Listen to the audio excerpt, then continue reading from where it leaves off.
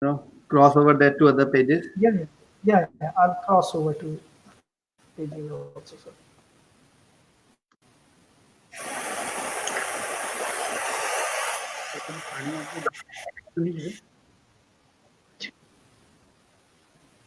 All right, so we are live. In a moment, we'll start once we Sure. cross it over the pages. So, good evening, namaskar, welcome everyone. This is day 23rd, and we'll be talking about term sheet. हमने startup funding के कई सारे aspects को देखे. Now the very important aspect, the documentation पे जिसमें काफी लोगों का queries था. How do we do it? What is the final agreement? कैसे उसको legal process क्या है? So to cover that, we thought to invite someone very special today. And today we have with us Mr. Yagnesh. He's the founder and CFO of 100x VC, a very well-known firm in this particular segment. We also had Mr. Shashank the other day with us, and so we thought his experience will be so valuable to us, all of us today. इनके साथ 25 सालों का इनका experience है in global VC PE fund and not just in that but in various other service industries. Some of them include the large high-tech global business in education, IT, ITES, BPO service, so on and so forth. And about that firm 100x, I would let Yagnesh ji explain us about what that firm does. वो क्या करती है, क्या उनका process है. But the important information to all of you is हमने अभी यज्ञेश जी को बताया स्टार्टअप पाठशाला के पूरे प्रोग्राम के बारे में. And then he is very keen to know कि वो टॉप 100 स्टार्टअप्स कौन से हैं, और वो 100 स्टार्टअप्स में will be sharing the portfolio with many investors including Yagnesh ji. तो आपके जो 100 स्टार्टअप्स हम सिलेक्ट करेंगे and will be revealing that on the 26th of June. वो सारे स्टार्टअप्स का detail will share with Yagnesh ji along with the other investors. So yes, so that was about today's session. So Yagnesh ji, it's all your thing now. We would like you to start with your brief introduction if I have missed something, और आपकी company के बारे में 100x के बारे में किस तरह से आप you are the guy जो लोगों को पहला चेक देते, the most important step, first check आप लोग स्टार्टअप को देते हैं. We would want to know more about that. Yes, Yagnesh ji, welcome to Startup Pathshala. Well, thank you, CK, and thanks to Startup Pathshala team for giving us this opportunity to share our thoughts with you and share some of the experiences that we've had. So first, I'm a finance professional. Have always been on the corporate sector side, been a CFO all my life, and I've also been a CFO at a fund, at a private equity fund before. And we started 100x VC last year. With a unique thought of we saw this gap. हम लोगों ने market में gap देखा कि काफी startups हैं जो बहुत एक्साइटिंग आइडियाज लेके आते हैं, लेकिन क्या होता है कि आपको पता होगा, और ये बहुत कॉमन डेटा पॉइंट है कि इसमें रिजेक्शन रेट बहुत हाई है. ठीक है, तो करीबन लेट से 1000 स्टार्टअप हुए, उसमें से 2 को फंडिंग मिलता है. तो होता क्या है कि ये क्यों होता है, मैं थोड़ा 2 मिनट में बताता हूँ when we go to the slides, and maybe I have put down some reasons which I will share with you, so आपको थोड़ा ज्यादा इंसाइट मिलेगा कि क्यों होता है ऐसा. बट इस चीज को सॉल्व करने के लिए we thought we will bring 100x VC as a seed stage fund. So we are a venture capital fund which cuts the first check. और जैसे सीके जी आपने बताया अभी, we are interested in working with bootstrap founders. जो लोग fresh ideas लेके आते हैं, जिनको पहला चेक बड़ी मुश्किल से मिलता है, उनके लिए ही हम लोग ये पूरा फंड खड़ा किया है, जहाँ पे right from 25 lakhs to about 1 crore is the amount of the checks that we can write. Though we see the opportunity, हम लोग देखते हैं, फाउंडर से मिलते हैं, बात करते हैं, समझ में आता है कि कितना पैसा उनको अभी लगेगा, कितना 6 महीने बाद लगेगा, उस हिसाब से पूरा फंडिंग उनके साथ प्लान करते हैं. So we are a team of 5 people, 5 founders, and including Sanjay Mehta, who probably most of you know. He's been angel investing for the last 8-9 years, has invested in more than 100 companies in India as well as in the US. So हम लोग एक unique concept ही India में लेके आए हैं safe notes का.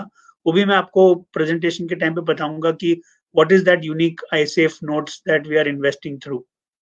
So this is something that is really improved the industry visibility, और जिस तरह से स्टार्टअप फंडिंग होती है उसको हम लोग रेवोल्यूशनाइज करना चाहते हैं. We want to transform the initial seed funding space in the country. So that is what we feel के जो नरेंद्र मोदी जी का जो उनका जो विजन है कि this company, this India should basically have a $5 trillion economy, वो स्टार्टअप्स के बिना तो हो नहीं सकता है. तो ये स्टार्टअप्स को तभी होगा जब ज्यादा से ज्यादा लोगों को फंडिंग मिलेगी, ज्यादा से ज्यादा लोग उसको ले पाएंगे, उसको आगे बढ़ा पाएंगे, तभी ये this whole vision can become true.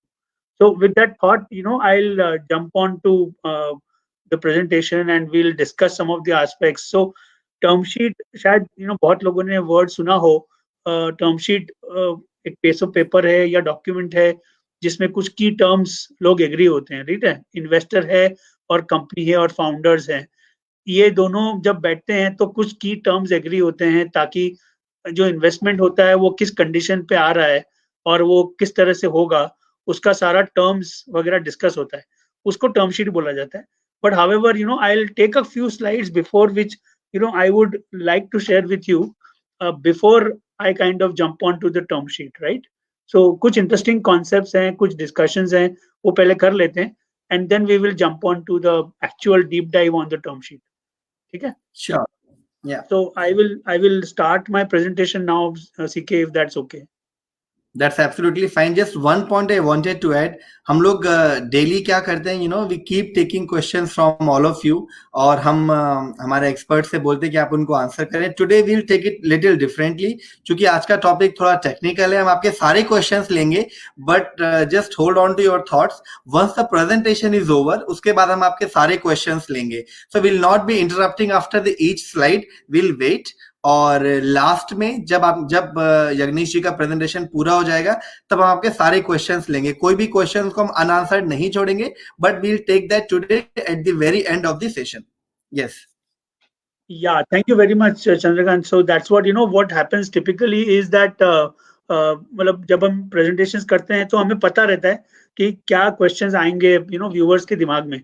So हम लोगों ने already, मैंने काफी slides में वो already deal किया हुआ है.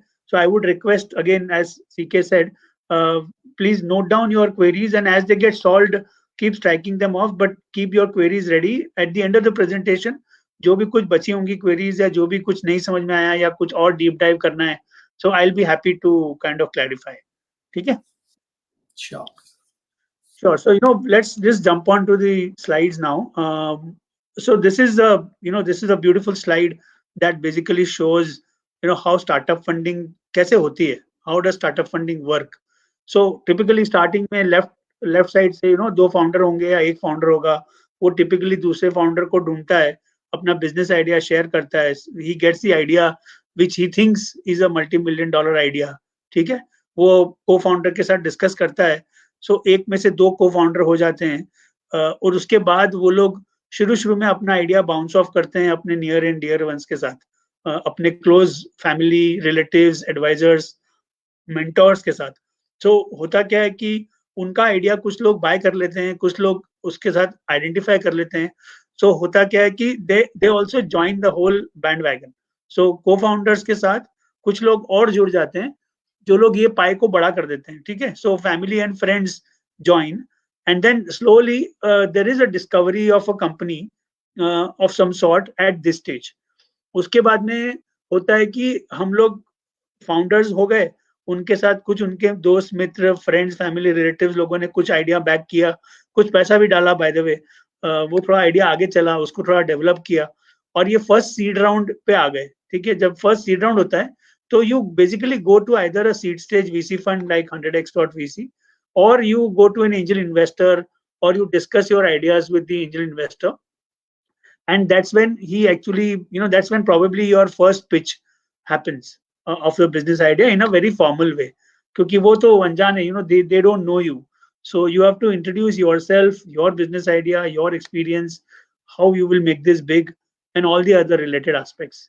जो आपने ऑलरेडी 2-3 मुझे बताया सीखे ने कि 2-3 सेमिनार्स हो चुके हैं on this, but that's why I'll keep it restricted. I will not deep dive on the funding aspect or the valuation aspect.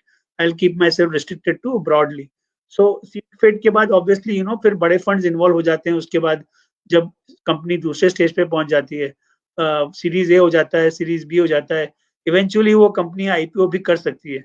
जैसा कि आपने देखा होगा in most of the companies, US में, इंडिया में तो खैर अभी listings of startups haven't really started yet. Those who are bigger have remained private, but in the US markets and advanced economies, we have seen large amount of companies who have grown eventually get listed, and that's where all the exits by the investors happen.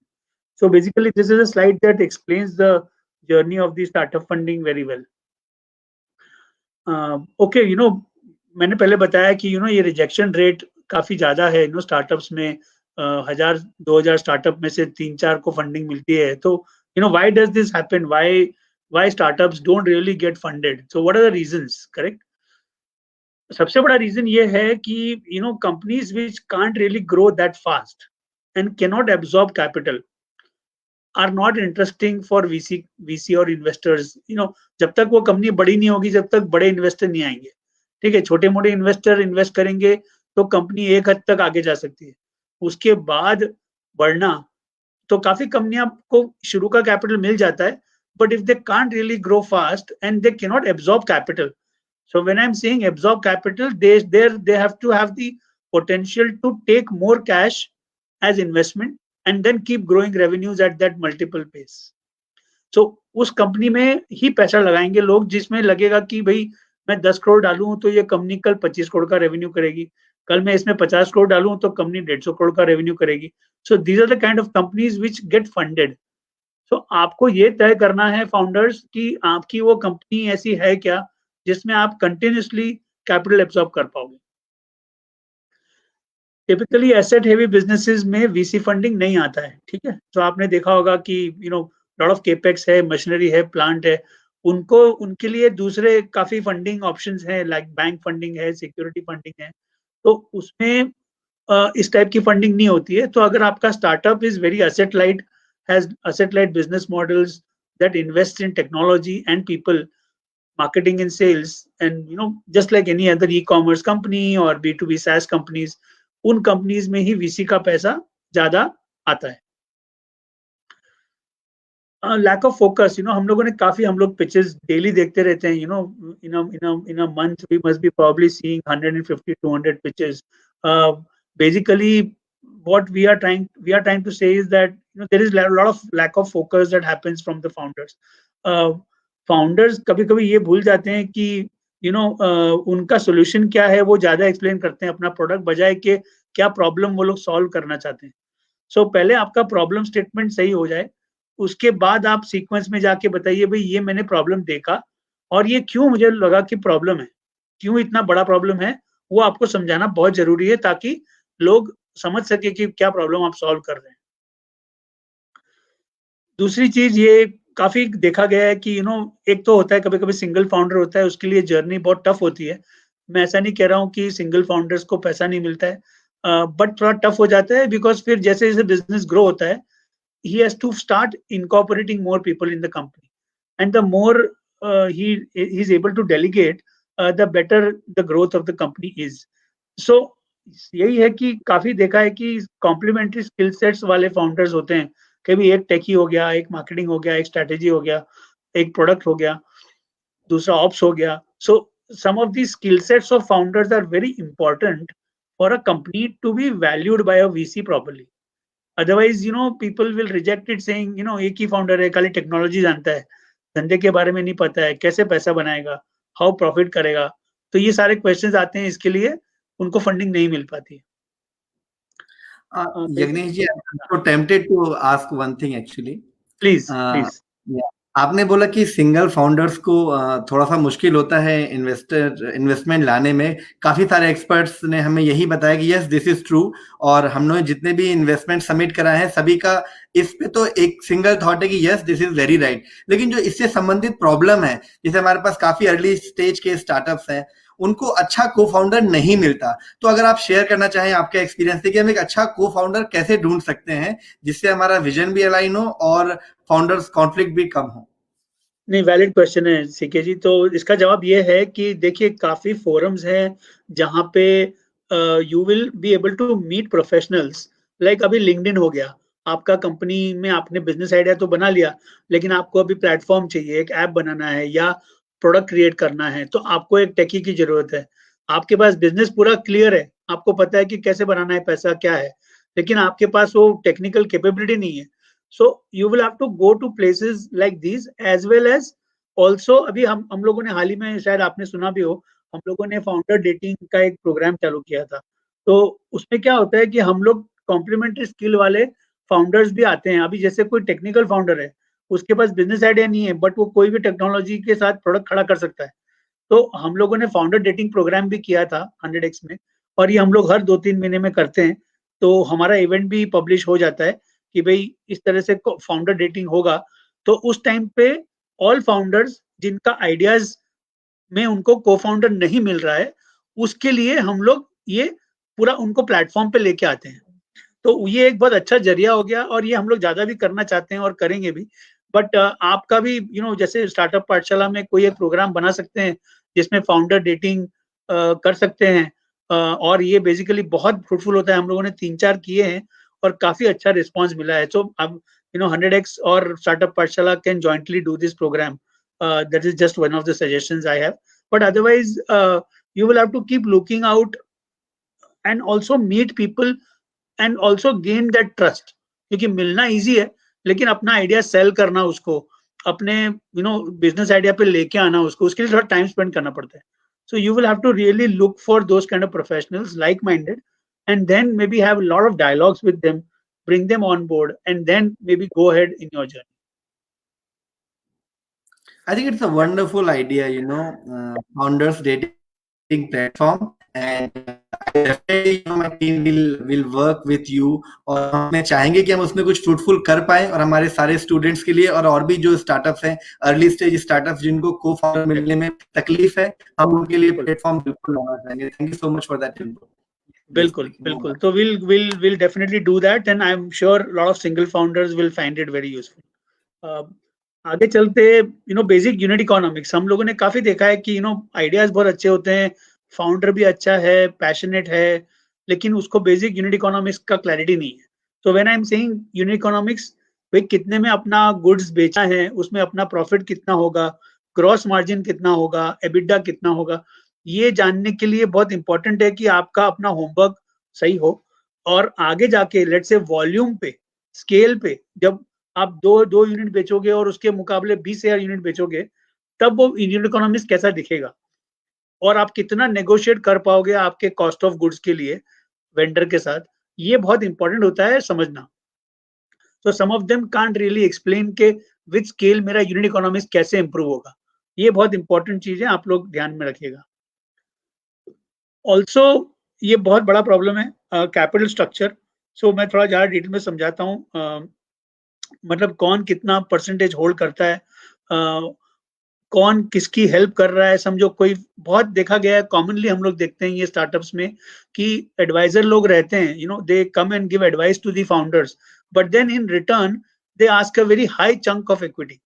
Okay, now when I say high, sometimes it goes up to 10, 15, 20%. Now that obviously starts harming the startup, because फिर वो startup जब market में पैसा race करने जाता है, तब ये dilution उसका already हो चुका होता है advisor के favor में और mentors के favor में, जबकि उसको funding नहीं मिलती है. So too much dilution of capital, too much dilution of your equity, too much early in your life cycle. Like सब किसी ने आपको करोड़ रुपया दिया, आपने उसको 50% उठा के इक्विटी दे दी, तो ये हो गया बहुत जल्दी डाइल्यूशन करना, बहुत जल्दी अपने लाइफ साइकिल में. तो उससे बड़ी कंपनी नहीं बनेगी. ठीक है, वो एक फंडिंग होगी and that will be the end of it, because then after that कोई वीसी उसको हाथ नहीं लगाएगा, कोई फंड उसको हाथ नहीं लगाएगा. तो बहुत ज्यादा डाइल्यूशन करना is very harmful, and that is why some of the journey get stopped in between because of this problem. And then obviously, taking too much advice from the wrong set of people, those who are experienced, उनके साथ आप बात करिए, समझिए कि आपकी company का journey कैसा है, how do you see your 5 years vision, तब तक आपकी कंपनी का वैल्यूएशन क्या होगा, आपकी कंपनी का टॉप लाइन क्या होगा, ये सब आपको डे 1 में समझना चाहिए, जो कि आपको पहले बैठ के होमवर्क करना है. So don't take advice from people who are not experienced in this line. Okay, so those who are experienced, काफी आजकल प्लेटफॉर्म्स हैं जहाँ पे एक्सपीरियंस पूरा क्लियरली पता चलता है, ट्रांसपेरेंट है। उन लोगों से बात कीजिए जो आपको हेल्प करेंगे, जिनके पास एक्सपीरियंस है, न कि जिन लोगों ने कभी कोई फंडिंग नहीं की है और वो लोग एडवाइस दे रहे हैं। So you please understand that will help you shorten the learning curve. तो हम लोगों ने ये तो देख लिया, जस्ट सम टिप्स, जब आप इन्वेस्टर को मिलते हो तो कभी भी पहली मीटिंग में कोई डील क्लोज नहीं करना। The idea is not to close things in the first meeting. Nobody, and good investors, at least professional investors, will not commit on the first day that they hear your pitch, regardless of how brilliant the pitch is. ठीक है? So book lots of meetings. मिलते रहिए, investors को repeatedly मिलिए। कम से कम 4 या 5 meeting करनी पड़ती है जब तक इन्वेस्टर आपके आइडिया से सहमत होता है, और फिर बात होती है इन्वेस्टमेंट की। तो कितना पैसा डालोगे, क्या वैल्यूएशन है, ये सब क्या है, ये सब चीजें बाद में आनी चाहिए। पहले सारा बिजनेस डिस्कस होना चाहिए। इन्वेस्टर्स का थॉट प्रोसेस आपको पता चले कि इन्वेस्टर कैसे सोच रहा है मेरे बिजनेस के बारे में, ये जानना बहुत जरूरी है। ठीक है? तो these are some of the tips that I thought I should share with you. ये एक चार्ट है जो आप लोग मतलब, हाँ सॉरी, तो उस पॉइंट को एम्फेसाइज करने के लिए कि जो दोनों स्लाइड्स हैं बहुत इंपॉर्टेंट है। हम लोग बहुत सारे अर्ली स्टेज स्टार्टअप्स के साथ काम करते हैं और वो लोग कई सारे इन्वेस्टर से मिलते हैं। उनको कई बार हमारे पास आते हैं कि हमारा डील क्लोज नहीं हो पा रहा या हमारे स्टार्टअप को फंडिंग नहीं मिल पा रहा। तो hearing it directly from Jagnish ji, उनका इतना एक्सपीरियंस है, he has been a CFO most part of his career। तो ये बहुत ही इंपॉर्टेंट टिप्स है एंड आई वुड रिपीट कि आप इसको वापस से जाके भी देखिएगा। जब वीडियो में ये दोनों स्लाइड्स बहुत इंपॉर्टेंट है। आप किसी भी स्टेज में जब फंडिंग के लिए जाते हैं, इट कुड बी बूटस्ट्रैप या आपको फर्स्ट चेक के लिए जाना है या फिर आपको आगे के लिए जाना है, these tips are the golden tips. मैंने भी कई सारे सेशन अटेंड किए हैं, कई सारे सेशन लिए भी हैं, but these two, the way he has summarised these two slides, these are very important. तो आई वुड रिपीट कि आप इसको एक बार फिर से एक एक पॉइंट को देखिएगा, और अगर आपको कोई इसमें क्वेश्चन है, please hold on to your thoughts, we'll take those questions as we move on towards the end of the session. Yes Jagnish. Yeah good, thank you Chitra CK, I think that's well put. मैं बहुत मतलब मैंने बहुत सोचा ये slide डालने के पहले, लेकिन मैंने बोला ये डालना ही चाहिए। कोई भी एक्सेलेंस का रोड मैप, आप कोई भी काम कीजिए अपनी लाइफ में या पर्सनली या प्रोफेशनली या आपके स्टार्टअप में, ये 6 चीजें आपको होना बहुत जरूरी है, राइट? सो ये 6, दीज आर द 6 P's ऑफ परफॉर्मेंस एक्सेलेंस। सो प्लानिंग चाहिए, पोजीशंस चाहिए, कौन क्या करेगा, पीपल चाहिए, राइट, प्रोसेसेस चाहिए। खाली पीपल से काम नहीं होगा, प्रोसेसेस चाहिए, वो प्रोसेसेस होंगी तो पीपल विल बी सक्सेसफुल। परफॉर्मेट्रिक्स चाहिए, परफॉर्मेंस का की मैट्रिक्स चाहिए। अगर आप अपना धंधा मेजर नहीं कर सकते हैं तो वो धंधा आगे जा रहा है, पीछे जा रहा है कि स्टेशनरी है, आपको कैसे समझ में आएगा?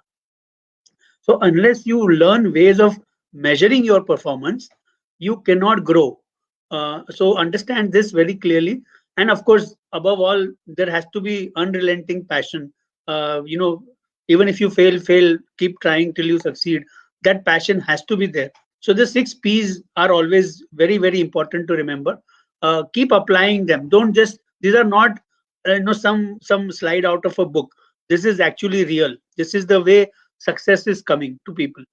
Unless you have all 6 of them working parallelly, you will not gain success in your life and in your startup. So just wanted to make that point. So some key insights on fundraising. You've been, so term sheet तो बहुत later stage पे आ गया, उसके पहले तो काफी चीजें होती हैं जो मैं आपको 2 मिनट में डिस्कस करता हूँ। So for example, there is no perfect pitch. एक चीज ये समझ लीजिए, a perfect pitch is the one that helps you get your first check. ठीक है? इतना ज्यादा मतलब मेरे पास सब कुछ ही है, सब कुछ ही रेडी है और बस इन्वेस्टर देखे और पिच में देख के पैसा डाल दे, वही पिच सबसे परफेक्ट है। उसमें शायद कुछ चीजें ना भी हो या हो तो भी चलेगा, लेकिन there is nothing called a perfect pitch. So understand this very clearly. So कोई भी चीज को ओवर ऑप्टिमाइज करने की जरूरत नहीं है, ठीक है? तो एक ये स्लाइड है जो मैं नॉर्मली डिस्कस करता हूँ मेरे फंडरेजिंग वर्कशॉप्स में, लेकिन मुझे लगा कि ये स्लाइड यहाँ पे होनी चाहिए ताकि आप लोगों को कुछ चीजें जो ऑब्वियसली होनी चाहिए ऑल डेक्स में, वो जरूरी है। So you obviously start with the pain point, then the solution. The third one is very important, the founder slide.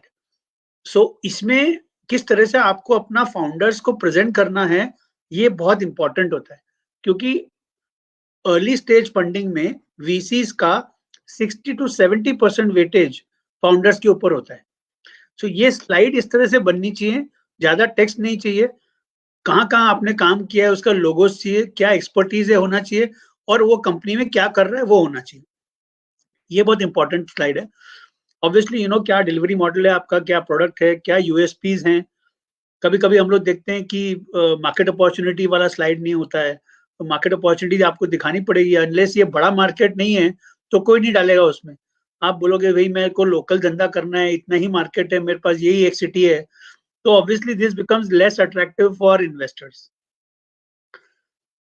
कभी कभी हम लोग देखते हैं कि कंपटीशन की स्लाइड नहीं होती है, इंडियन ग्लोबल सब जगह का कंपैरिजन होता है। अगर आपको पैन इंडिया प्रोडक्ट सेल करना है, तो कहीं पे भी इंडिया में कोई भी कॉर्नर पे कोई और ये काम कर रहा है सिमिलर, उसका नाम आपके पास होना चाहिए, और उसको अगर फंडिंग मिली है तो वो डिटेल भी होना चाहिए, वो क्या प्रोडक्ट बेच रहा है, कितने में बेच रहा है, क्यों बेच रहा है इतने में, वो भी पता होना चाहिए।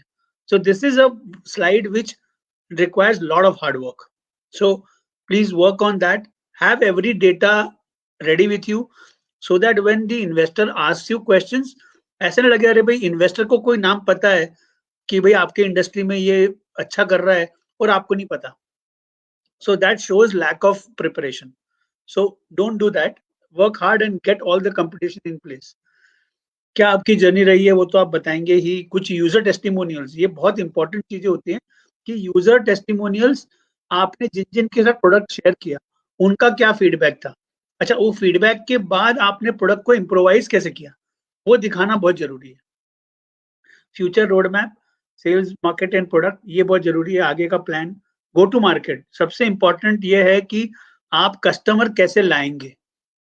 ये होता है गो टू मार्केट, जो आपने सुना होगा ये वर्ड काफी वीसीज यूज करते हैं. तो ये क्या वर्ड है, गो टू मार्केट इज आप अपने कस्टमर को किस तरह रीच करेंगे.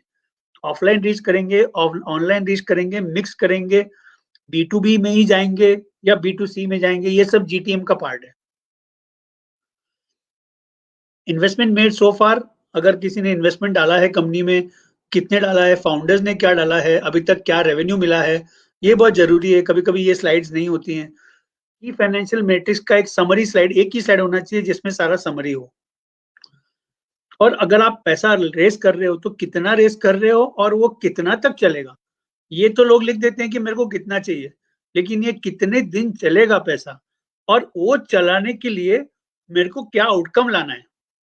सो फॉर एग्जाम्पल, आपको चाहिए 1 करोड़ रुपया, वो 1 करोड़ रुपया आप 12 महीना चलाओगे, वो 12 महीने के एंड में टारगेट आउटकम क्या है, what will be the revenue in my 12th month is what you should be able to tell. Otherwise वो मैं पैसा क्यों डालूं. So please understand that what outcome will come with the investment is also required to be shown. And the last slide obviously has to be the details of the company and website and all that. So these are the things that are a must according to me in the pitch deck.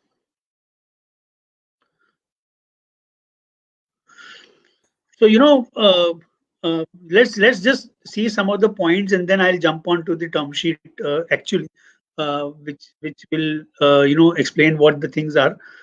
So challenges while valuing a startup, हमको सबको पता है, कोई history नहीं होती है. Valuations कैसे करें, कोई कन्वेंशनल मेथड नहीं है, कैश फ्लो मेथड नहीं है, डिस्काउंटिंग कैश फ्लो नहीं है क्योंकि कोई कैश फ्लो था ही नहीं.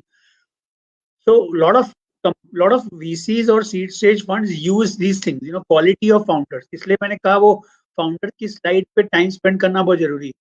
आप क्या IP क्रिएट कर रहे हो, इंटेलेक्चुअल प्रॉपर्टी क्या है, क्या यूनिकनेस है आपके सोल्यूशन में, वो बहुत इंपॉर्टेंट है.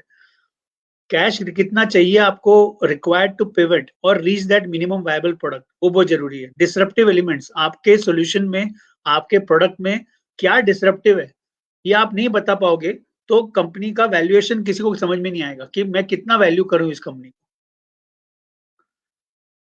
मार्केट में काफी इंस्ट्रूमेंट्स हैं जो आपने देखा होगा और शायद पता भी होगा काफी लोगों को कि CCPS होता है preference shares, compulsory convertible preference shares. Equity तो है ही, equity is a common mode which founders start the company with. और अगर आप फंड रेज कर रहे हैं तो मैं यहाँ बोलना चाहूंगा कि पहले आप एक प्राइवेट लिमिटेड बनाइए उसमें आपका बिजनेस आइडिया जो भी है वो आप जो चालू करेंगे उसके लिए DIPP का सर्टिफिकेशन करा के रखिए स्टार्टअप इंडिया का, वो बहुत इंपॉर्टेंट है। It gives you lot of benefits. So company private limited होनी चाहिए और DIPP का certification is very important. So startup India में रजिस्टर करवा लीजिए ताकि आपको एक क्रेडिबिलिटी मिले कि भाई स्टार्टअप इंडिया का रिकॉग्नाइज्ड स्टार्टअप है। उसका पूरा साइट है, वेबसाइट वगैरह सब मिल जाएगा आपको रजिस्ट्रेशन करने के लिए। So you register your company with equity shares. The investors will typically invest from CCPs, अपन इसके बारे में और भी आगे बात करेंगे। CCDs which is compulsory convertible debt, which debt होता है पहले जो कन्वर्ट हो जाता है इक्विटी में। And then now ISAF notes, which I was telling you that we use at 100x to invest in startups, which I'll talk to you in a bit. तो कब रेस करना चाहिए पैसा? अपन ने देखा वो पहली स्लाइड में कि सारे हमारे दोस्त यारों से ले लिया पैसा, रिलेटिव से ले लिया, जिनको जो डाल सकते थे वो ले लिया, ऑल एग्जिस्टिंग एवेन्यूज को टैप अप करके उसके बाद लगे कि कहीं अपन एक माइलस्टोन पे पहुंच चुके हैं तभी जाके फंड्स रेज कीजिए। So raising funds is not just bouncing your idea with an investor.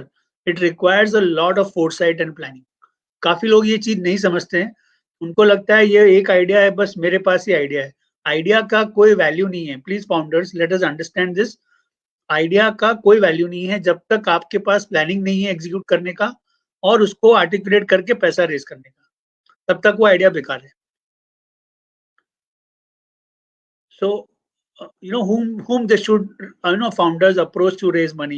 Obviously friends, family, co-founders also need to bring in money to show that skin in the game, right? So the more accessible funds, whichever are more easily accessible, please go and look out for it. And then once your minimum viable product is reached or you have reached some proof of concept, that is when you actually go out, talk to professional investors, talk to external investors, family offices, angel networks, seed funds, and all that. And why all this valuation ka discussion? Because expensive, आज के दिन में equity is more expensive than debt. Debt तो आपको मिल जाता है cheaper, कई bank दे देती है या कोई पर्सनल सिक्योरिटी पे लोन ले लिया तो 12-15% पे मिल जाता है, जबकि इक्विटी वालों का expectation, like if 100x is investing or if VC is investing, our expectation of return is way higher than debt. So that is why this whole discussion about valuations between the investor and the founder. Unit economics मैंने बोली दिया last time कि वो slide में कितना important है आपका। In case of goods all the more important, क्योंकि आपका एवरेज सेलिंग प्राइस होता है, ग्रॉस मार्जिन होता है, और हाउ वॉल्यूम बढ़ने से वो चेंज होता है वो आपके लिए जानना बहुत जरूरी है। सो काफी लोग पूछते हैं हमको कि valuation of startups is an art और science. So I would say both, but initially it's an art to value because there are a lot of intangibles, and later on it becomes a science. So जैसे कि starting में chemistry चाहिए होती है हर जगह पे, co-founders के बीच में chemistry, founder और investor के बीच में chemistry. So chemistry is first, then followed by math, because then math becomes later in your ecosystem where you've grown the company to a certain level and your past performance is showing indication. So then that will help you to value your company much better at a later stage. So it's an example of chemistry and math. I thought I'll explain this interesting aspect to you. So also, understanding angel VC mindset. आपको investor का mindset समझना बहुत जरूरी है. All investors look for eventually an exit. So आप ये ध्यान में रखिए कि all investors want exit. They are not there permanently invested with you. They are going to get out, they are going to sell their stock and make money, because they also have to return money to their investors. So you have to understand, founders are long term in the company, whereas investors are not. They will wait with you 3 years, 5 years, whatever that takes, but they will exit. So once founders start understanding VC mindset, then they realign and build businesses to achieve milestones and then increase valuations. This is what. So please understand when you are going out for looking at funds कि अगर आपकी company में ये सब possible है तो ही आप raise करिएगा, अदरवाइज ये जो रिजेक्शन वाले, you don't want to be the 998 companies out of 1000 companies that get rejected. And lastly, the question is, what do they look for? What does an angel, what do that VC investors look for? They look for solid promoters. They look for people who are passionate. They look for people who are understanding their competition very well, not just their own product and their own problem. They also understand who's doing what next to them. And they are hustlers. Hustlers meaning they will find solution to anything that is given to them. And execution skill. The best and the most important skill here is to execute. So coming to term sheets, CK ji, यहाँ तक everything is okay. Can we move forward for term sheets? Yes, I think everything is perfect. We are getting some questions. I'm writing it down. I'm also getting it on my WhatsApp. We'll talk about that later. But so far, so good. I think we can move on to term sheet. Yes. Sure. I just want to make sure I can only see my screen, so whether I'm not losing any connectivity. So because of that. Okay, guys. So we'll move to this. So interesting statement in the red. Term sheets are like engagements. While investing and SHA is like marriage. When you have a shareholder agreement, pakka, that becomes like a Fevicol. So soch ke, term sheets can be gotten back at. You could turn around term sheets, but once their agreement is done, once money comes in, it becomes like a marriage. So with that note, I'll start my discussion with term sheets. So I what like is a the term analogy. sheet? So what is a term sheet? It's a non-binding agreement between founders and investors, which gives you the basic terms and condition कि ये investment कैसे होगा, कितना होगा, क्या terms पे होगा, हमारी क्या terms होंगी, हमारे rights क्या होंगे, कंपनी को क्या obligation है, कंपनी को क्या क्या करना है, ये सारी चीजें term sheet में ज्यादातर लिखी होती हैं. ये आउटलाइन डॉक्यूमेंट है जिसके ऊपर से शेयरहोल्डर अग्रीमेंट बनता है. शेयरहोल्डर अग्रीमेंट वो फॉर्मल अग्रीमेंट होता है जिसमें पूरा ये सब लिखा होता है और ये वाला स्टैम्प ड्यूली स्टैम्प होता है और ये लाइक मैरिज हो गया. आपका term sheet is like engagement and your SHA is marriage. So that is what makes it final. So सबसे पहले तो वैल्यूएशन समझो. अगर आपका SHA बन रहा है तो ऑब्वियसली क्या वैल्यूएशन पे इन्वेस्टमेंट हो रहा है, तो ये तो आपने आई थिंक शायद पहले भी कवर किया हो, but just to repeat it 1 second. When somebody is investing some money in your company, the value at which he is investing before investment is called pre-money. The investment amount is added and that becomes post money. So अगर 2.5 करोड़ रुपए आपकी company में आ रहा है और आपकी company में उसको चाहिए 20% ओनरशिप, तो आप बैकवर्क करिए और 10 करोड़ का प्री मनी हो गया, 12.5 करोड़ का पोस्ट मनी हो गया, तो उसको 20% स्टेक मिलेगा. ये 20% स्टेक आता है 2.5 को 12.5 से डिवाइड करने पे. So 20% ownership comes when you are getting 2.5 crores at a post money of 12.5. जब की कंपनी का वैल्यूएशन उसने 10 करोड़ रखा है, उसका 2.5 करोड़ आ गया तो उतने से कंपनी की वैल्यू बढ़ गई. ठीक है. सो ये एक जर्नी है कि किस तरह से इन्वेस्टमेंट आते जाता है कंपनी में, और जो रेड डॉट है वो जो परसेंटेज फ्लो हो रहा है वो फाउंडर्स का इंडिकेटिव स्टेक है. तो शुरू में लेट्स से फाउंडर का 100% होता है. वो जब आप करोड़ रुपया लिया, 15% डाइल्यूट किया तो आपका 85% हो गया. फिर दूसरा राउंड हुआ, 20 करोड़ रुपया आया, 30-35% और गया. सीरीज बी हुआ, 65 to 70 करोड़ आया, फाउंडर का ऑलरेडी 40% हो गया. तो इस तरह से धीरे धीरे कंपनी का डाइल्यूशन हो जाता है, लेकिन कंपनी की साइज बड़ी होती जाती है. सो कंपनी जब अगर 65 करोड़ पे डाइल्यूशन हो रहा है तो आप समझिए कंपनी की वैल्यू कितनी होगी. ये मैंने आपको एक एक्सेल शीट में दिखाया है, बहुत सिंपल है. अपना जो पिछला जो एग्जांपल था कि 1 करोड़, 20 करोड़ और 65 करोड़, ये 3 इन्वेस्टमेंट हो रहे हैं इस टाइम पे. इनको 15% मिल रहा है, मतलब इनका पोस्ट मनी और प्री मनी क्या होगा वो बहुत सिंपल कैलकुलेशन है. 15% के लिए आपकी कंपनी की वैल्यू 5 करोड़ हुई. 20 करोड़ किसी ने डाला 35% के लिए, तो आपकी कंपनी की वैल्यू होगी 37 before investment, 57 after investment. Okay. और लास्ट में अगर 65 करोड़ की इक्विटी के लिए अगर 27% डाइल्यूट हो रहा है तो आपकी कंपनी की पोस्ट मनी होगी 236 करोड़ और 171 crore pre money. This is how the cap table works. This is called a cap table, जिसमें सारा सबका वैल्यूएशन होता है. और इस स्टेज पे आप देखिए कि कंपनी के कौन कौन कितना हिस्सेदार है, किसकी कितनी वैल्यू हो गई. सो फाउंडर्स का वैल्यूएशन हो गया 17x after the first investment. So जो एंजल ने पैसा डाला 1 करोड़ पे और 15% लिया, उसका सीरीज बी के बाद वैल्यूएशन हो गया 17 times. So this is why that angel is actually putting in money. Please understand, the earlier the riskier, but the higher the gains. So the higher, it's a simple risk reward situation, right? कि जितना ज्यादा risk लेगा उतना ज्यादा उसको gain मिलेगा. So this is a very simple example to explain what happens when the company size grows bigger and the founders. But despite that, if you see, founders valuation at series B is worth 94 crores in a 236 crore valuation company. So ये देखने वाली बात है, ठीक है? So coming to the term sheet, I mean, you know, standard document होता है जिसमें सारे लिखे होते हैं टर्म्स वगैरह. सो वैल्यूएशन अपन ने समझ लिया ऑलरेडी कि वैल्यूएशन क्या होता है. कंपनी का नाम आ गया, फाउंडर्स के नाम आ गए, वैल्यूएशन क्या था कंपनी का आ गया, कितना पैसा आएगा कंपनी से. और कभी कभी ट्रांचेस में भी आता है. सो किसी ने 1 करोड़ डालने का बोला तो वो बोलेगा चलो भाई मैं अभी 75 लाख डाल रहा हूँ और 6 महीने के बाद 25 लाख डालूंगा. तो ये ट्रांचेस हो गया. सो 2 ट्रांचेस में इन्वेस्टमेंट को इन्वेस्टमेंट कहते हैं. वो पूरा अमाउंट यहाँ पे लिखा होता है. उसके लिए आप कितने शेयर्स उसको इश्यू करेंगे वो जरूरी है लिखना, और वो उसके हिसाब से प्राइस पर शेयर वर्कआउट होता है.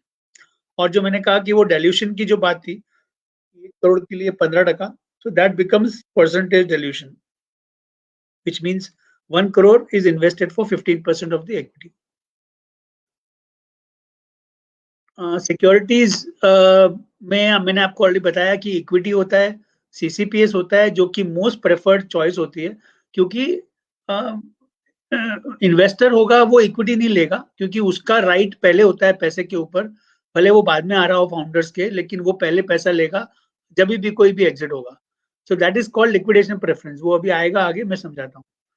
कन्वर्टेबल डेट्स जिसमें कन्वर्ट होता है इक्विटी में पैसा, पहले डेट की तरह आता है इंटरेस्ट पे और वो फिर बाद में कन्वर्ट होता है इक्विटी में.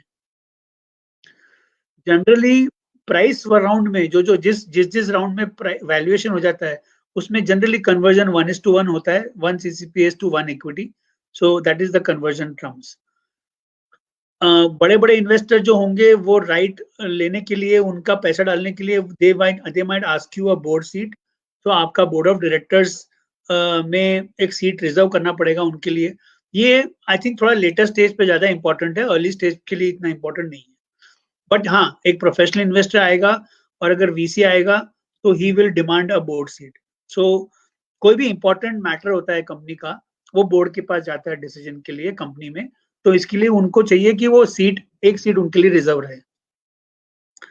Also you know ESOP shares. So company जैसे जैसे बड़ी होती जाती है वैसे वैसे एम्प्लॉइज ऐड होते जाते हैं. अब वो एम्प्लॉइज को हर टाइम तो आप पैसा देख के नहीं ला सकते हो, कंपनी के पास उतना कैश नहीं होता है कि सबको पैसा दिया जाए.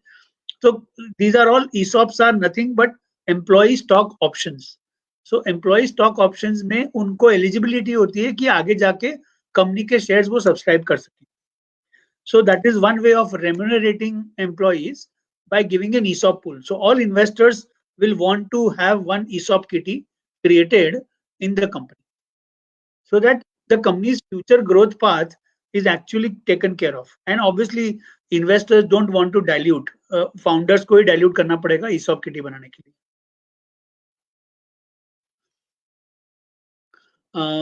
लॉक-इन पीरियड फाउंडर्स का शेयर्स कंप्लीटली लॉक्ड हो जाएगा. फाउंडर अपना शेयर बेच नहीं सकता है जब तक कि इन्वेस्टर रहे. इन्वेस्टर निकल गया, आपने खरीद लिया इन्वेस्टर को कंपनी के पैसे से या जो भी, तो फिर आप बेच सकते हो. लेकिन ज्यादातर केसों में जब तक इन्वेस्टर रहेगा तब तक फाउंडर्स का शेयर लॉक्ड इन रहता है. ऑब्वियसली अगर कोई भी छोटा पोर्शन बेचना भी हो, कोई इमरजेंसी आ गई है या कुछ पैसा चाहिए, तो वो भी only with written consent. So investor का कंसेंट लगेगा टू सेल और transfer even to your family members और टू योर फ्रेंड्स और whoever. I mean, जब somebody or a husband wants to move some shares to wife for tax reasons or whatever, वो भी करने के लिए you will need investors consent. And also whenever it happens, the first right, if a founder wants to sell, the first right of refusal, which is called ROFR, it is called right of first refusal, has to be given to the investors. और ज्यादा technical हो जाएगा ये अगर मैं ज्यादा deep में जाऊंगा, but this is just for plain simple understanding. Once you reach this stage I will be very glad, क्योंकि अगर आपको कोई इन्वेस्टर मिल जाता है टर्म शीट साइन करने के लिए, उसके बाद you will have enough advice available on discovering the term sheet. But this is just a very preliminary kind of a tutorial for this. So मैंने कहा कि रैंकिंग प्रायोरिटी रहेगी इन्वेस्टर्स को फॉर ऑल कॉर्पोरेट एक्शंस. कोई भी आप capex बड़ा करोगे या कोई कंपनी अक्वायर करोगे या लिक्विडेशन करना है, कंपनी को बंद भी करना है या नहीं चल रही है तो एसेट्स बेचना है, आईपी बेचना है, ये सारे डिसीजंस के लिए आपको इन्वेस्टर्स के साथ डिस्कस करना पड़ेगा. अगर कंपनी बेचनी हो और फाउंडर्स ने सोच लिया कि बेचना है, चलो अच्छा पैसा मिल रहा है या रीजनेबल पैसा मिल रहा है, वो आपको you will have to obviously include the investor shares as well, because आप इन्वेस्टर को छोड़ के जा नहीं सकते हो. आप ये नहीं कह सकते हो कि मैं मेरा स्टेक बेच रहा हूँ, इन्वेस्टर अपना देख लेगा जो भी एक्वायर करेगा वो. So you will have to offer investor shares as well to the buyer of the company. So that is called tag along rights. So tag along means investors will tag along with founders. ये मैंने कहा liquidation preference, right? So liquidation preference जैसे कि नाम simple है, first preference to investors for any positive or negative liquidation over other shareholders. So founders के पहले company में जो पैसा आएगा, कंपनी बिकेगी तो जो भी होगा वो पहले पैसा इन्वेस्टर को जाएगा और उसके बाद फाउंडर्स को जाएगा. So this is plain and simple liquidation preference. आगे जाके कोई कंपनी में राउंड होता है, क्योंकि कंपनी में जैसे अपन ने देखा सीरीज ई होगा, सीड राउंड होगा, ए होगा, बी होगा. एवरी टाइम इन्वेस्टर को ये चाहिए कि मैं मेरा स्टेक रिटेन करूं. जैसे समझो किसी ने 1 करोड़ डाला 15% के लिए, आगे का राउंड के लिए भी एक बार वो एंजल इन्वेस्टर को अपॉर्चुनिटी मिलेगी कि वो अपना 15% रिटेन कर सके, तो थोड़ा एडिशनल इन्वेस्टमेंट करके he can retain his stake, which is called preemptive right or an anti-dilution protection. So he doesn't want to dilute. He is very bullish about the company. He wants to retain his 15%, क्योंकि otherwise नया company में पैसा आएगा तो 15% will probably become 12-13%. तो वो अगर नहीं करना है, he also can participate in that round and bring it up to 15%. That is basically called anti-dilution protection. Down round, समझो आपने पैसा रेस किया और उसके बाद में कंपनी की प्राइस घट गई, मतलब आपका कंपनी का ऑपरेशन इतना अच्छा नहीं चल रहा है और आप अभी किसी ने आगे इन्वेस्टमेंट का विलिंगनेस दिखाया, बट वो इन्वेस्टर आपको पुराना वैल्यूएशन नहीं देना चाहता है, क्योंकि लेट्स से आपका तभी सेल एक्स था और अभी वाई हो गया and Y is less than X, sales कम हो गया या whatever reason the company is not valued as high, it will get investment at a lower valuation. Now if that happens, then what happens to the existing investor who had put in at higher valuation? So उसके लिए एक clause होता है जिसको कहते हैं down round protection. Down round protection में वो इन्वेस्टर को, अगर ये डाउन राउंड प्रोटेक्शन क्लॉज है आपके एसएचए में तो और आपके टर्म शीट में, तो आपको उसको फ्री शेयर देने पड़ेंगे to be able to bring him to that percentage. मतलब ये है कि अगर उसने 100 रुपए पे शेयर लिया है, आपका 10 रुपए का शेयर 100 में लिया है, नेक्स्ट राउंड 50 रुपए पे हो रहा है, तो आपको उसको फ्री शेयर देने पड़ेंगे उसकी कॉस्ट 50 लाने के लिए. In short that is what down round protection means. So basically और शेयर देने पड़ेंगे फ्री में कंपनी को, just so that his cost becomes 50 and he is not at a disadvantage to the new investor. There are some other important affirmative voting rights जिसमें आपको investor का yes लगेगा. Affirmative means a consent. So any change of articles, memorandum, key clauses, you want to pay out dividends from the company, some key management team members, employees wants to leave or whatever, their remuneration terms, etc. All those things are required to be cleared with investors first. कभी कभी VCs लोग चाहते हैं या investor लोग चाहते हैं कि कंपनी में लोन्स ना हो, क्योंकि ऑब्वियसली लोन्स होगा तो उनका रिटर्न उतने से अफेक्ट होगा. So sometimes and even if there is loan, there is an undertaking from founders कि ये लोन रिपे नहीं होगा. अगर फाउंडर ने डाला है या किसी रिलेटिव ने डाला है पैसा कंपनी में as loan, that loan can not be taken out और रीपेड.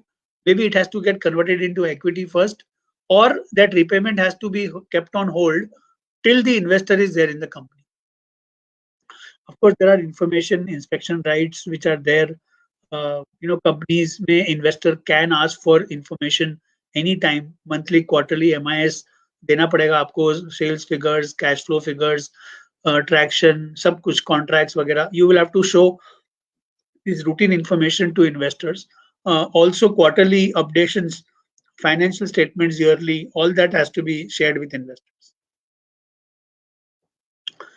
Exit rights, investor का rights होता है, obviously जैसे मैंने कहा, all investors enter the company for exiting. So let's say कभी-कभी किसी में ये clause होता है कि 5 years तक wait करेंगे investors, और तब तक अगर founder ने उनको exit नहीं दिलाया तो investor ढूंढेगा buyer company का, और वो company में समझो किसी को buy करना है और वो बोलेगा नहीं मुझे खाली investor का stake नहीं चाहिए, मुझे 50% से ऊपर चाहिए, right? Because he wants to get control of the company. In that case, the investor can force the founders to sell their shares, and these are called drag along rights. So basically, investors will drag founders' shares to the new buyer so that the deal can happen and investor can get exit. This is exactly what is called drag along rights. Where, if at all, this applies only in case, and this is a very common clause, all investors will expect this, and this clause will just help them to create that exit route. Expenses, कोई भी cost होगा, expenses deal का, कोई financial diligence हुआ, कोई legal diligence हुआ company में, उसकी सारी cost generally company bear करती है, not the investor. So also अगर आप funds raise कर रहे हैं through an angel network, like an Indian angel network or any other angel network, the network may ask for a small equity in lieu of their works or efforts or the whole syndication of equity. And then there is obviously the final call for the money, which basically happens. This happens only when there's an angel network. They circulate the deal with all the investors, and every investor subscribes to their part of the story. So that is what happens. So I think that ends one section of my presentation. I wanted to also discuss. मैंने पहले कहा था कि we'll discuss a little bit about iSafe, and I will take this through. Why? Because iSafe actually solves some of the problems that probably a term sheet or a price around valuation gives birth to. So in short, India Safe Agreement means India Simple Agreement for Future Equity. So what we have done, we launched this India for the first time by 100x VC. All the 20 companies we have funded so far in India are through iSafe. So, and I'll tell you how it works. A very simple couple of slides here. And why do we need iSafe? So, like अपन ने बात किया कि valuation के ऊपर काफी issue हो जाता है. There is always a mismatch of expectations. So, this is one problem iSafe will solve. Execution cost. ये जो cost है पूरा term sheet का, shareholder agreement का, filings करनी पड़ती है ROC में, registrar of companies में, सबकी cost होती है to pay to advisors, lawyers, consultants. Founders का lack of knowledge होता है, because this is exactly why we are here, right? A lot of founders don't understand these complex terms. जो अभी मैंने आपको बताया term sheet का और SHA का, ये सारे complex terms ज्यादातर लोगों को समझ में नहीं आते हैं. तो वो एक clear है कि वहाँ एक lack of knowledge है. और time जो हो जाता है to conclude, right from the time or term sheet is signed, and let's say that term sheet is resulting into an investment through SHA, by the time funds hit your bank account, it takes almost 3 to 4 months. So ये बहुत लंबा period है. इसको पूरा निकालने में कभी-कभी ये भी होता है कि term sheet sign होती है लेकिन पैसा नहीं आता है for some reason. Diligence में कुछ issue हो गया, founders का कुछ diligence में issue हो गया, या diligence करते time investor का confidence हिल गया, तो वो he can always go back on the term sheet. And nothing suitable or nothing founder friendly actually exists in the entire ecosystem, which is why we came up with this whole iSafe. iSafe is actually that founder friendly solution. कि जहाँ पे as the name suggests, we keep aside the issues of valuation.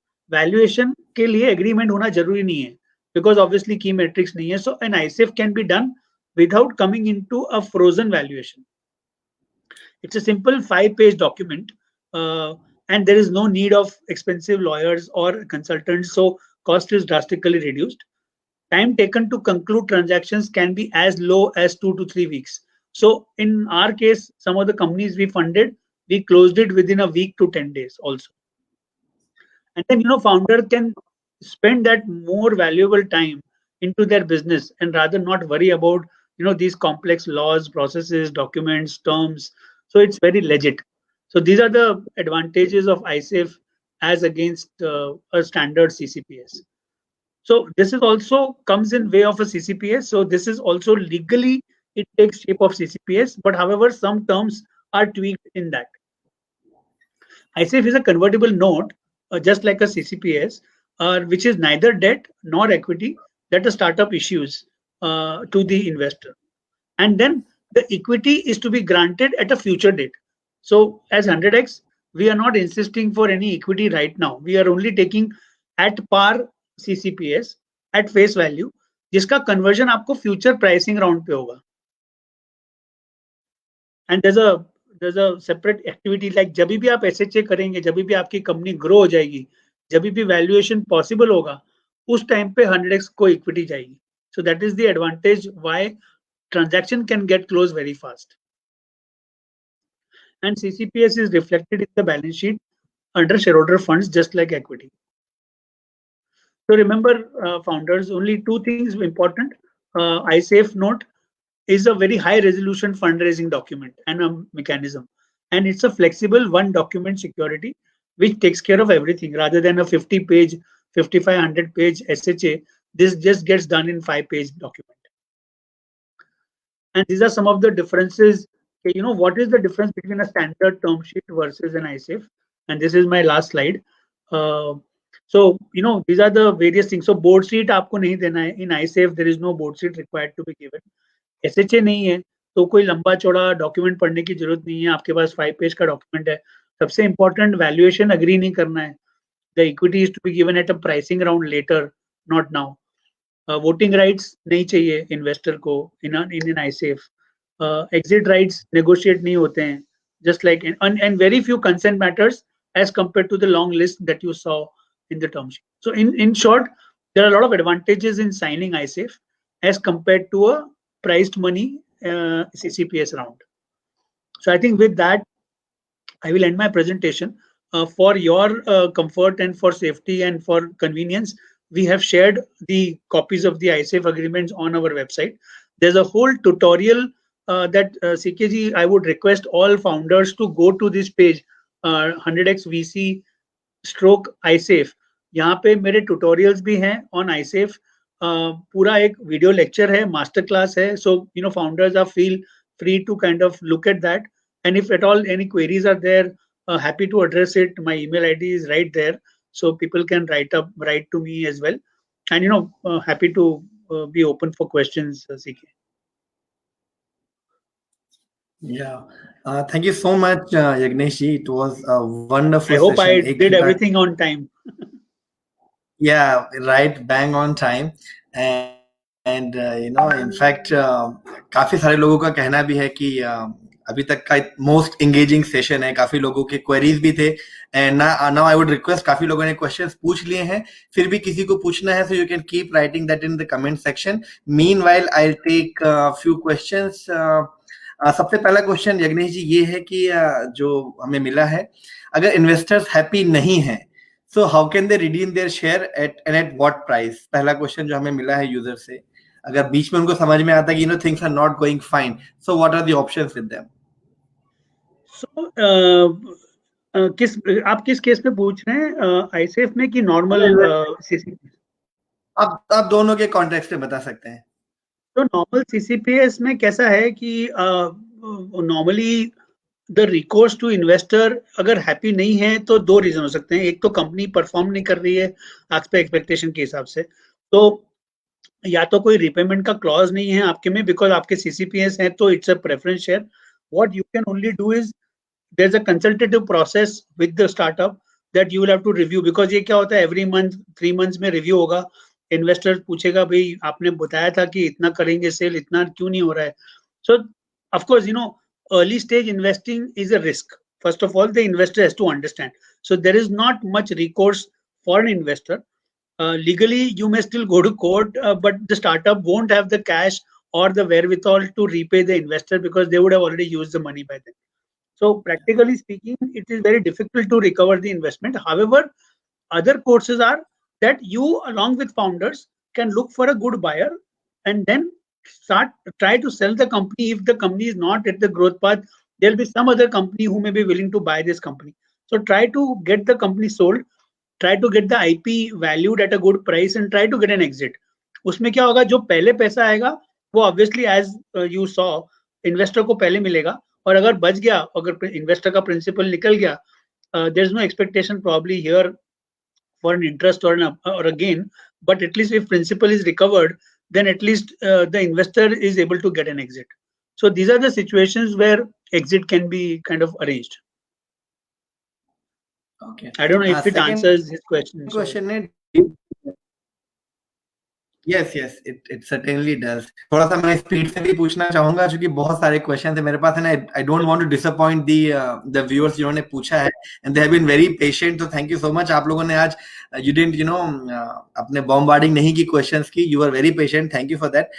Due diligence के बारे में लोगों को जानना है कि due diligence क्या है और उसमें typically कितना समय लगता है.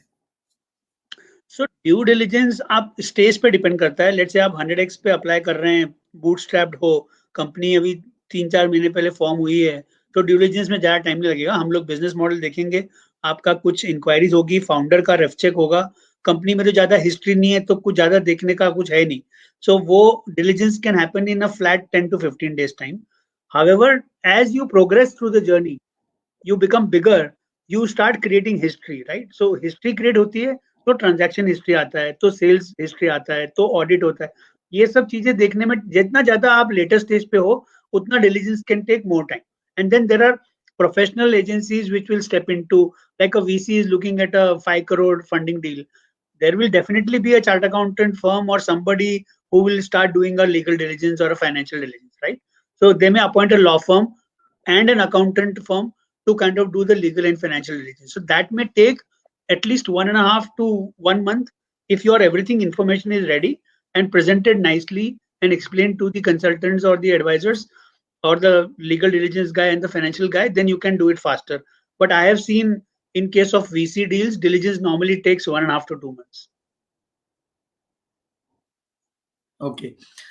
थर्ड क्वेश्चन है हमारे वैल्यूएशन को लेके. एक ट्रेंड सा बन गया है कि हमें बहुत अच्छा वैल्यूएशन दिखाना है, भले हमें आवश्यकता सिर्फ 10 लाख की है, लेकिन फिर भी हम कंपनी का वैल्यूएशन दिखाते हैं जो वीसी मेथड को यूज करते हैं, दे डिस्काउंटेड कैश फ्लो को करते हैं. तो मैं आपको चाहूंगा, ये हमारे क्वेश्चन एक मेंटोर ने पूछा है कि आप स्टार्टअप को क्या सजेस्ट करें. 10 लाख पे फिर भी आपको 50 लाख या 1 करोड़ से कम का वैल्यूएशन दिखाना ही नहीं है, या आपको 5 करोड़ का वैल्यूएशन दिखाना है, उस डायरेक्ट को कैसे हैंडल. हाँ, थोड़ी आपकी आवाज कट रही थी, बट मैं समझ गया क्वेश्चन क्या है C K ji.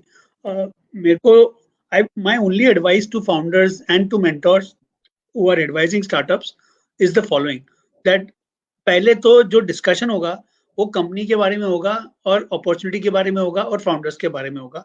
Once what is more important is to get the funds to survive.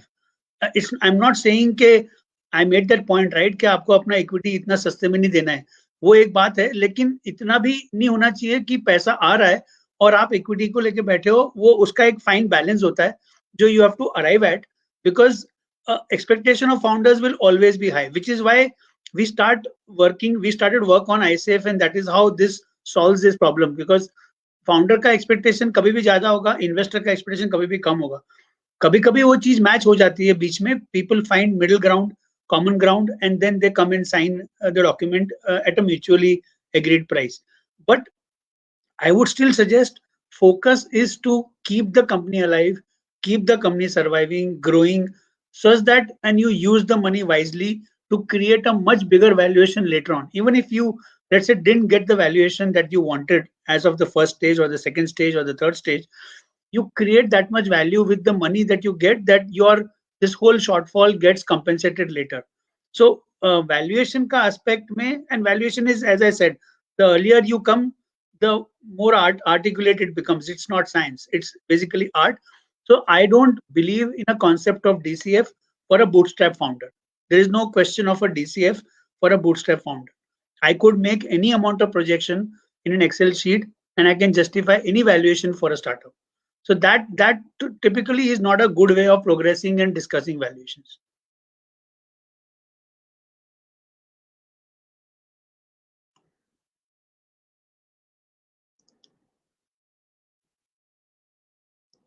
Hello.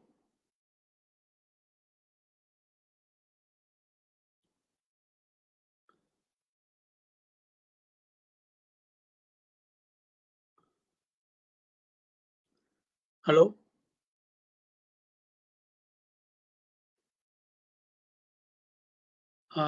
CK ji?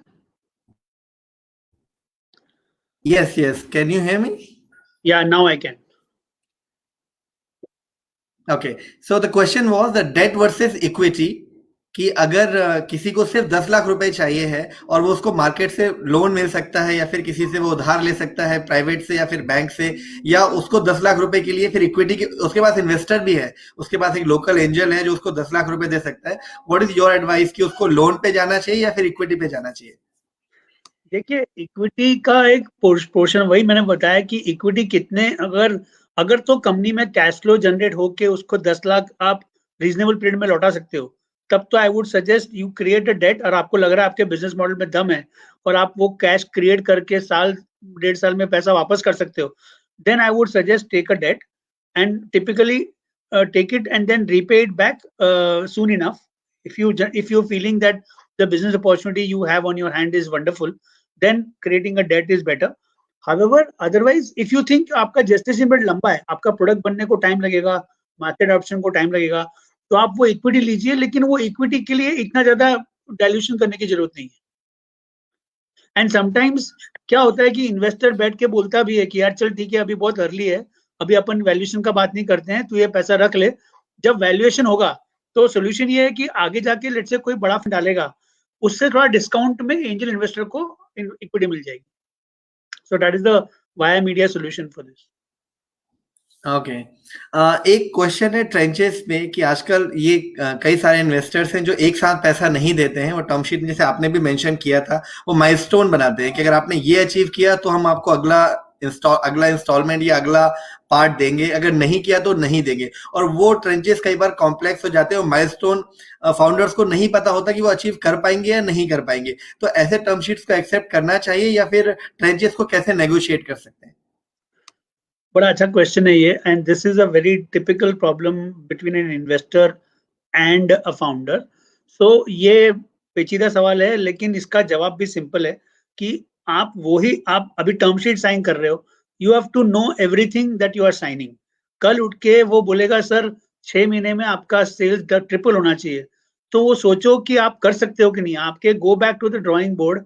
कोई आपके कनपट्टी पे गन नहीं रख रहा है कि आप कल के कल टर्म शीट साइन करो, नहीं तो मैं चला जाऊंगा, and all that is bullshit. I mean there is nothing, there is no concept like आज नहीं ले रहे हो तो I have enough startups to in the line, and so you will not get your funds or whatever. So if you are a intelligent founder, do your working, discuss, and investors are happy to explain to you कि tranches क्यों डाल रहे हैं, तो वो आप समझने की ट्राई कीजिए कि वो क्यों, उनका एंगल बहुत क्लियर है कि वो लोग अपना रिस्क स्प्रेड करना चाहते हैं, और अगर आप वो माइलस्टोन नहीं कर पाए तो वो क्यों डालेंगे. तो ठीक है, आपका पहला ट्रांस तो मिल गया ना. Now the thing is, try to discuss these milestones very clearly, know what you are signing. Unless you feel confident, try to renegotiate the second tranche. Okay, and sometimes investors do negotiate on tranches, so try to come to a situation which is difficult but not unachievable. Okay okay. एक और interesting सवाल है salary को लेके कि term sheet में founders की salary पे काफी नेगोशिएशन होता है कि आप इतनी ही सैलरी लेंगे या फिर इतने पीरियड तक लेंगे, और वो that makes the founder unhappy कि मुझे तो बेयर मिनिमम मुझे इतना तो चाहिए है, और सैलरी को लेके आजकल काफी पर्टिकुलर हो गए हैं एंजल्स या वीसी टर्म शीट में, तो उस पर आपकी क्या एडवाइस है, सैलरी कैसे नेगोशिएट करना चाहिए? So देखिए, before I come to numbers, I mean obviously ये numbers game है तो किसी का कोई भी हो सकता है, पर लेकिन इसके पहले एक बात जानना जरूरी है कि फाउंडर अगर अपनी कंपनी स्टार्ट कर रहा है तो एक तो उसने कहीं ना कुछ इनिशियल कैपिटल सोच के रखा है कि इसको मैं पूरे धंधे में लगाऊंगा और अपने घर कुछ नहीं लेके जाऊंगा, राइट. तो एक तो पीरियड होता है कि वेरी वेरी अर्ली स्टेज में we don't like if founders are discussing salaries with us. Right? Because क्या ज्यादा इंपॉर्टेंट है, कंपनी का वैल्यूएशन ज्यादा इंपॉर्टेंट है, कंपनी को बड़ा बनाना इंपॉर्टेंट है, या मैं कुछ पैसा ले लूं सर घर में? थोड़ा see we understand that from VCs perspective, उतना जरूरी होता है जितना आपका खर्चा पानी चले घर का। ये नहीं कि आप वीसी के पैसे से you are trying to spend more than what is justified. So that is the reason why investors don't like founders to take more than what is necessary. What is necessary is fine. Every investor understands. So we have discussed with first stage, bootstrap founders. So somebody says, tell me sir, मैं रह रहा हूँ लखनऊ दिल्ली वगैरह में, मेरे को खर्चा 30-35 रुपए महीने का तो मेरा लगेगा, तो ठीक है, that part, that kind of number is okay. But tomorrow somebody comes and tells me, sir, I will need 1.5 lakh, bootstrap company है, first check का बात हो रहा है, आप दो फाउंडर्स हो, दोनों बोलेंगे मेरे को 1.5 लाख रुपए चाहिए, तो जो फंडिंग कंपनी में आ रही है वो कंपनी बनाने के लिए आ रही है, न कि फाउंडर्स के घर में देने के लिए, ठीक है? तो ऐसा नहीं हो जाए कि 50% फंडिंग का पैसा आप पहले साल में 2 फाउंडर घर लेके गए, तो वो तो नहीं पॉसिबल है ना। So understand from where investors are coming.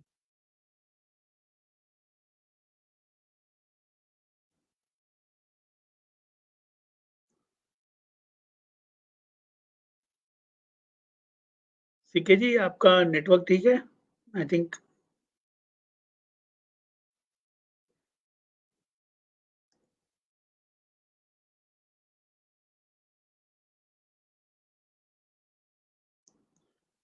Hello?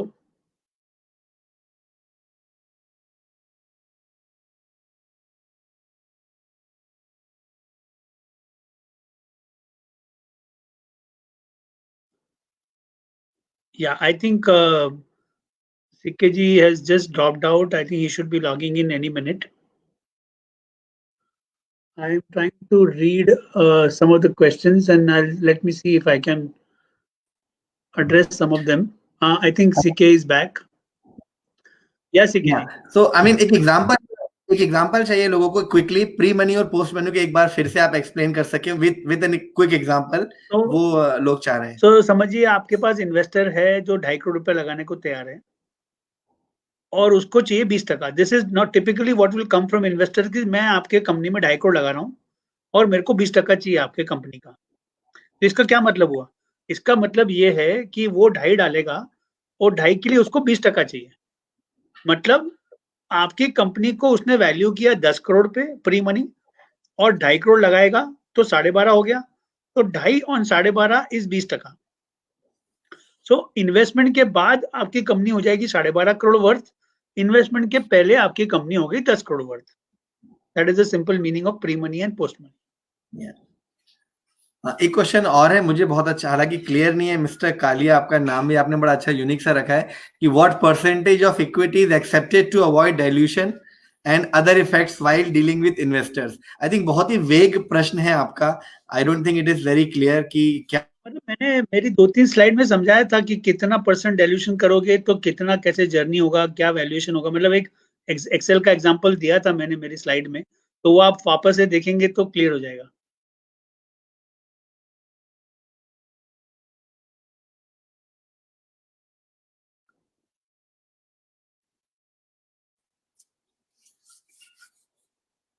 C K जी, वो मैंने ये बोला था कि example was there in the presentation, so वो एक्सेल एग्जांपल देख लें तो वो डाइल्यूशन और परसेंटेज वाला जो एक्सेल शीट था वो देखेंगे तो समझ में आ जाएगा। ऑलराइट, तो एक लास्ट क्वेश्चन है before we go for your concluding remarks, कि आपने लॉक इन पीरियड की बात की फाउंडर्स के लिए, क्या इन्वेस्टर्स का कोई लॉक इन पीरियड होता है जिसका जिक्र टर्म शीट में होता है? So investors are always free to sell their shares. One thing is that investors are never subjected to lock-in.